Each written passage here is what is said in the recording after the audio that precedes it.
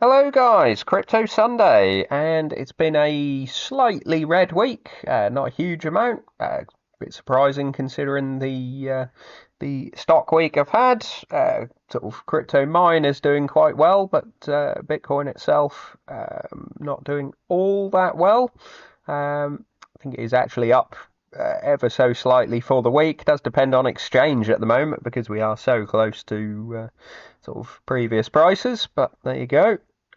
Looking at the coin shares report, we had a very positive report. We sort of knew that was coming from the more recent inflows, and yeah, 3.3 billion, lifting total assets under management up to 239 billion. So the yeah, these products are getting quite large now. iShares have 105 billion in their products between, I believe, still just Bitcoin and Ethereum in the US. So that is very large. Grayscale at 36, Fidelity at 24, and then obviously a steep drop off elsewhere. Admittedly, though, 47 billion in sort of products outside all of this lot, which is quite a lot. So I guess Canada and Europe and some of these that maybe aren't included in those. Interesting. The inflows have been largely Bitcoin, which is sort of makes a bit of a change. 2.4 billion, 640 million into Ethereum. A little bit out of the multi-asset, which is a little bit surprising. That sort of does seem to have died off recently. And then an enormous inflow into Solana, 198 million. So I think this includes the Rex Osprey ETF, the little small US one, but that isn't that much. I think that's a quarter, maybe even a fifth of these inflows. So this is coming from presumably Europe and I don't know, maybe Hong Kong. Um, oh yeah, Europe. It looks like the sort of by country, Germany has 160, and yeah, considering the US don't have a Sol ETF, I can only presume that is Germany. So it's not necessarily German people actually buying it. It could be anybody sort of buying the European ETF, but yeah, there you go. Not too bad. 32 million into XRP and 14 million into SUI. That's quite a lot considering they're only at 344. So yeah, a little bit surprising. A little bit into Cardano, a little bit into Kronos. 1.5 million into Chainlink. That's not too bad. And yeah, sort of looked at the by country. Switzerland saw quite an outflow, 92 million. A little bit surprising, and then sort of everyone else at low single figures. Except Canada 14, but nothing really to talk about there. Looking at the more recent flows on Bitcoin, certainly it's slowed down a little. We've sort of got 250 million sort of most days, 290, 160 on Thursday, 222 on the Friday, with a little outflow on Wednesday, albeit offset by 149 million into BlackRock. So they do still get some love even on the bad days. And sort of grayscale seeing out from the old grayscale into the new grayscale, but more out of the old. So yeah, it's been a little bit of a quiet week. Sort of had these three very large days previous week, and yeah, it can quiet down a bit. That's fine. You're sort of looking at what a billion, not quite a billion, 800 million or so. So that's pretty good. On the Ethereum side, it was a little bit quieter. You had admittedly 359 million on the Monday, which is quite a big day. But then two outflow days, 61 million, and then just 2 million, so basically flat. 213 inflow and 47 inflow again on the Friday. It's all different to Bitcoin, but yeah, 144 into BlackRock and outflow from pretty much everyone else, both grayscales and yeah, certainly Fidelity and the others. So yeah, a small day on Friday, but it's net inflow week, so you should see a somewhat positive coin shares report tomorrow, but not quite as much as this week's one. And speaking of the little Rex Osprey Solana ETF, we did actually get some breaking records, really. Small records, of course, but it is at least. Monday they got 9 million, Tuesday 10 million, a couple of 0 days, but Thursday 19.1 million, which is quite a big day, really, for for a fairly sort of small fund. So that takes them to just shy of 250 million in inflows. They sort of seeded with basically nothing, so that is pretty strong. The sort of Bloomberg guys, Eric Balchunas and James Safer, sort of always say, if you're getting 100 million as a sort of small ETF provider, then that is sort of quite a success. So them not being particularly big and at 0.75% fee, it's very healthy, I would say, at 250, and I expect assets under management is quite a bit higher than that now with Solana going up. So well done them. Looking at the treasury companies on the Bitcoin side, at least, it's gone quite quiet, having to be sort of filled with yet more AI photos and sort of boasts about whether they're beating sort of Mag 7 on an annualized basis. But there you go. They did.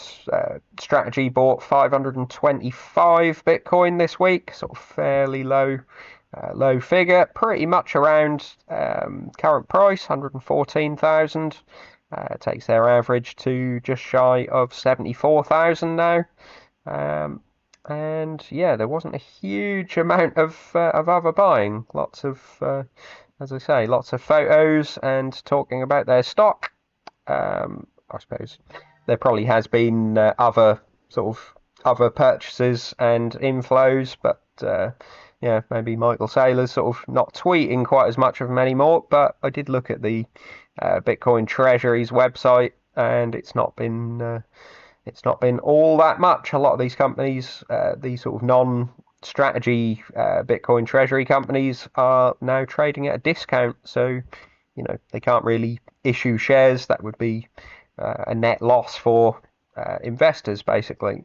You sort of, selling 100,000, or it'd take you basically $150,000 worth to buy sort of one Bitcoin at 115 by selling stock. So they can't do that anymore. And if you're selling at a discount, then nobody wants to issue you corporate debt, really. So yeah, I think the buying has slowed down. You are getting buying in altcoins, which is, I would say, even more risky.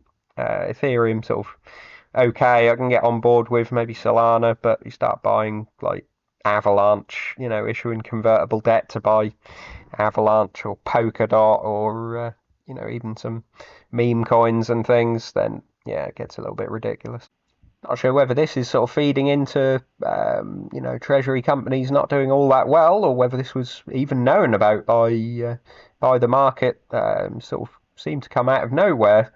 The crypto ETF sort of listing standards rules sounds a bit plain, but it sounds like it's going to sort of pave the way for an enormous amount of ETFs. Really, they've sort of made it quite simple.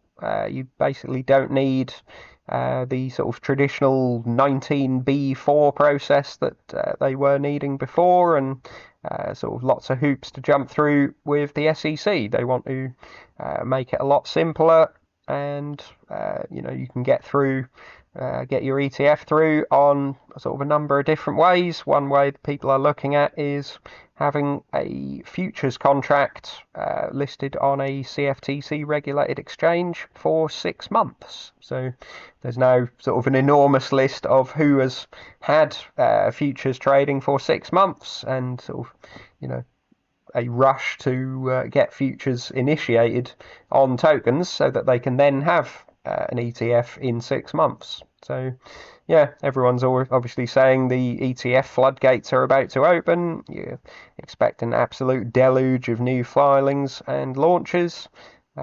And crypto is going mainstream via the ETF wrapper. A lot of sort of hardcore Bitcoin maxis and traditional crypto people will obviously hate that. They would say the whole point of crypto was to be anti Wall Street and anti the traditional finance system. But there you go.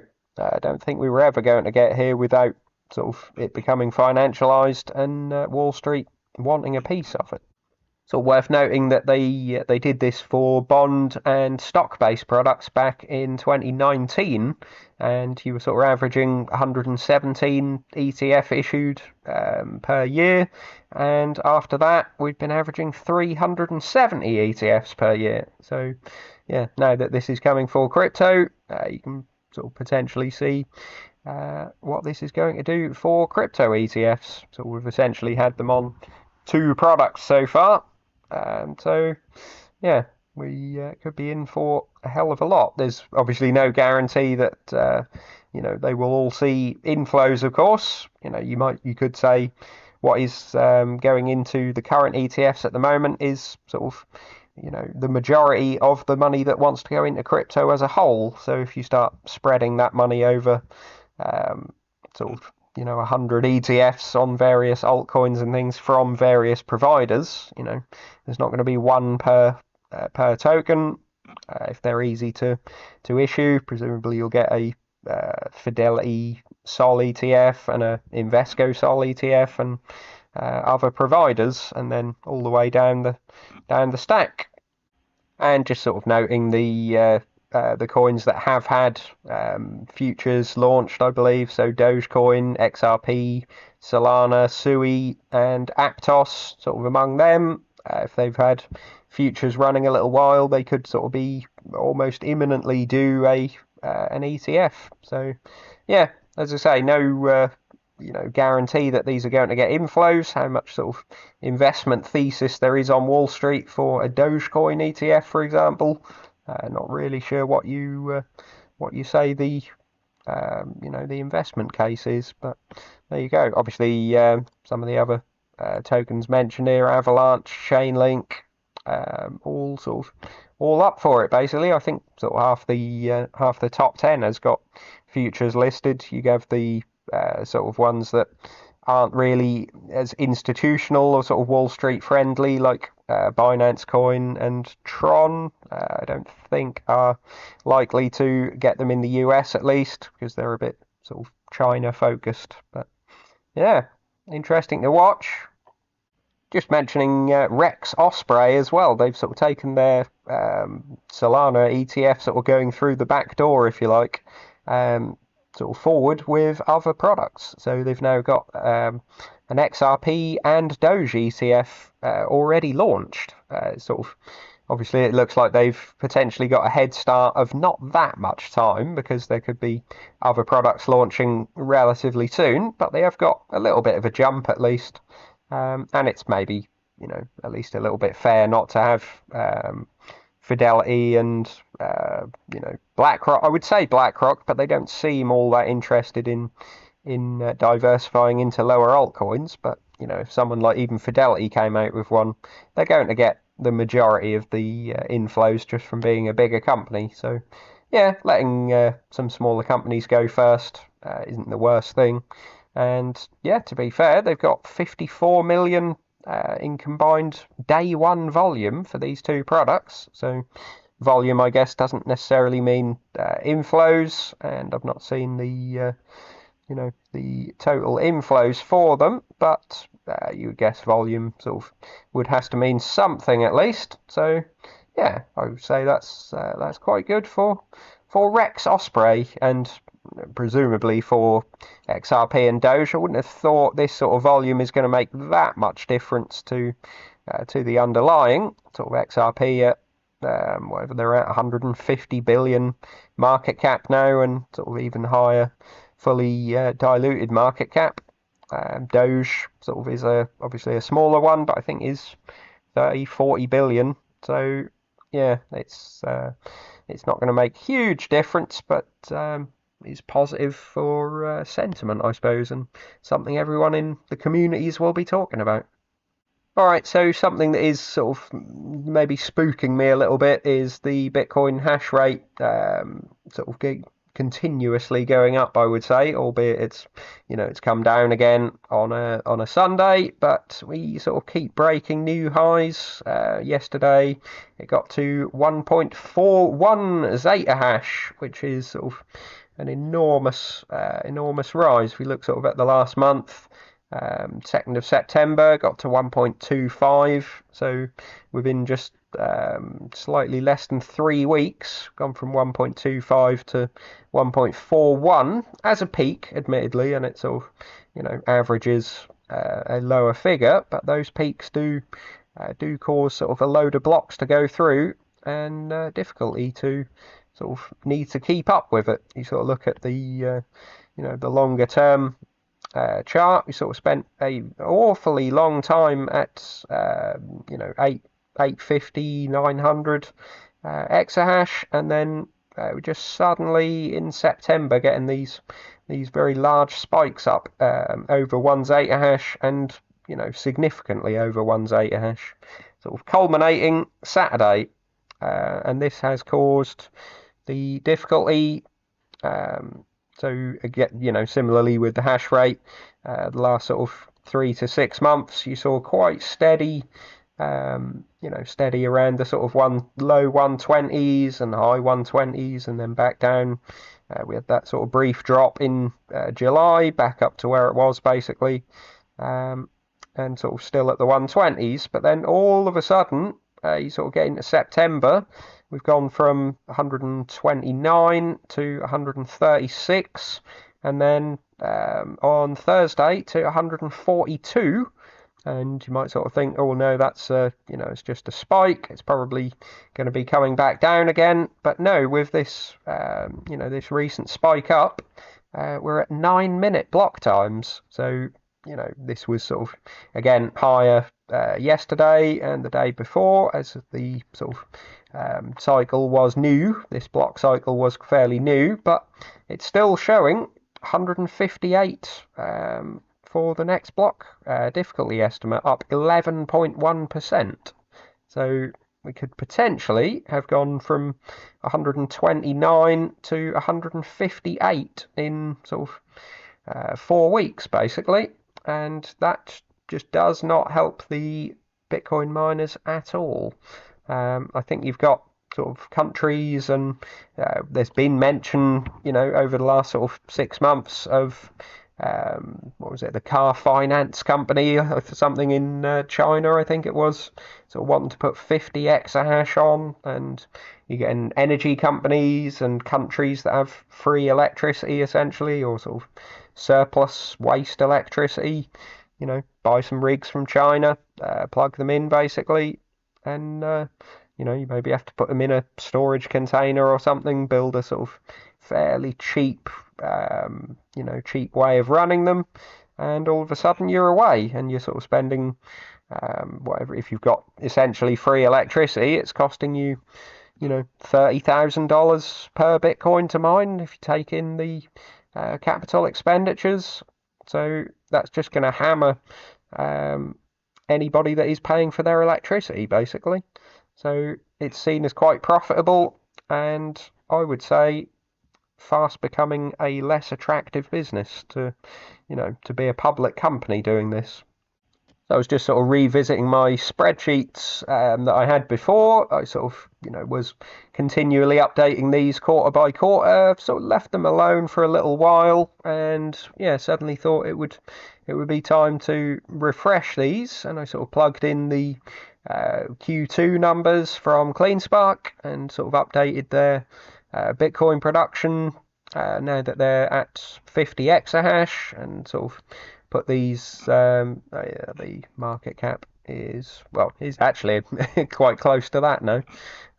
Looking at their Bitcoin mined, they did about 600 and just over 640, and I'm dropping that down by 3% per month because we've seen difficulty is rocketing up. Could be sort of dropping more than this, but I think 3% is sort of maybe being a little bit cautious, and that sort of gives you, 6,531.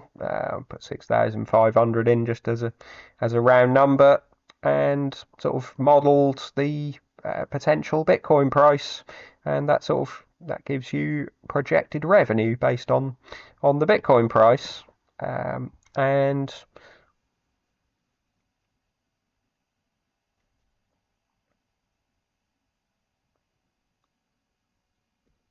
so for someone like CleanSpark, obviously they've made it quite clear that they're all in on AI. They sort of mentioned they were interested in. So for someone like CleanSpark, they sort of made it quite clear that they're basically all in on Bitcoin mining. No AI. They sort of said they were looking into it at one point, but pretty much pretty much all in on Bitcoin mining. So in theory, that is basically all of their revenue at sort of an average of this Bitcoin price. And then, put in their direct costs. They had 90 million in just direct costs for that quarter, and 94 million in depreciation. Obviously, depreciation isn't a cash cost. It's you've bought the rigs and everything and the facilities. Now it's just depreciating, but turnover of these rigs, they're not lasting particularly long, so you really should be including depreciation. Some people sort of knock it out and say just cash cost. They call it mining profit or hardware profit or whatever they call it. I think that's being a little bit fake. So you can sort of see gross profit goes, if you include depreciation, goes profitable about 130,000 Bitcoin for CleanSpark. These are very rough numbers. Their actual financial numbers will look different because they have a few other costs that go into this. General admin and stock-based compensation, sort of adding all that up and projecting that out for the years. Sort of increase this as well a little bit based on increased hash rate. Increased hash rate. They have more sites. They have more staff at each of those sites. CleanSpark have quite a lot of sites, so I would imagine more people, more stock-based compensation, but it is a little bit of a, somewhat of an estimate. And then this is the figure that I've zeroed out now, gain and loss on Bitcoin. I was always a little bit hesitant to include it, but certainly now even more so. Partly based on strategy, which isn't the the best comparison since they're not a miner, but we sort of had, I think it was Q2 earnings from them come out, and they had their sort of on paper highest net profit of sort of pretty much any company outside the Mag 7, I think, for a quarter, and stock didn't move because basically it was expected. You knew what the Bitcoin price was on at the end of March, and you knew what it was at the end of June. So and they don't sort of have much of any other business. So you could essentially have said their net profit a week before the earnings came out, and so you could say it was being priced in leading up to the earnings. But stock certainly hasn't gone up all that much. Obviously, MicroStrategy are doing quite aggressive share dilution, where the miners sort of maybe aren't at the moment. They're sort of selling their Bitcoin and making some profit out of it, at least on a cash basis. But I'm still not all that keen to sort of say, CleanSpark's 12,000 Bitcoin has gone up $10,000, so that's a whatever it is, $1.2 billion profit, and then start putting a multiple on that sort of fake profit when I would just call it a balance sheet item. So I've zeroed that out, and that means that where gross profit went positive at $130,000 Bitcoin, operating profit needs 150,000, and then you have bit of interest expense. They took out some convertible debt, They don't have a huge amount of cash on the balance sheet, so yeah, that is net interest expense maybe should be a little bit lower than that, but yeah, I'm just taking the debt interest, to be honest. And then tax, obviously as they become profitable, then tax is a negative, and so net profit is still quite low at $150,000 Bitcoin. And then I do the balance sheet adjustments and stick sort of at this sort of margin a 20 times multiple on them, and yeah, that gives you sort of 292 million market cap, which is considerably lower than they are today. I've took 300 million shares. I think they're a little lower than that, but obviously stock-based compensation gives you to 98 cents per share without sort of taking the Bitcoin into account and the debt. If you sort of look at an enterprise value, adding up all of these, you could get to sort of $4.77 as a sort of a gross value with everything included, but $4.77 is considerably lower than where they are today. So you sort of go to $175,000 Bitcoin. Obviously, they're making more profit on that. They would actually be somewhat profitable, and yeah, sort of 175,000. I'm thinking would be a fairly strong crypto bull market, and you could sort of give them a 40 times multiple on that profit. Sort of takes you to $17.12. So they're already at $13.60, I think it was. So that's not exactly a huge gain. $22 if you sort of take in all of the balance sheet. It's not exactly great. I could see, could quite see 175,000 being the top, basically, and that would be potentially more of a gain on Bitcoin itself than CleanSpark. It's basically only when you get to 200,000 that, again, that would be a sort of raging bull market, I would call it. So maybe 50 times earnings. I mean, the price is largely, going up due to the net profit increase, but also you add on 10 times earnings. That does boost it a hell of a lot. And you sort of get to $40, which, would be a 3x pretty much from today's price. But, that's not a huge risk reward, basically, for a strong gain, potentially over maybe the next year. People are saying cycle could extend into Q2 next year.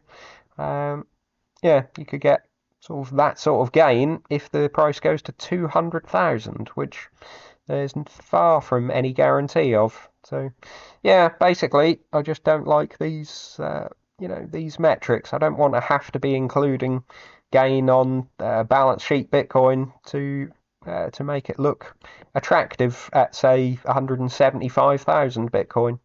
So, yeah, I am potentially looking to start making some sales of some of the miners, especially even in the ISA, not just on the options side.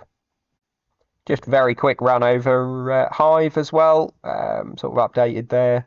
Bitcoin mined, it's not from 5 exahash, it's from 25 exahash, based on their sort of projection for post-Thanksgiving.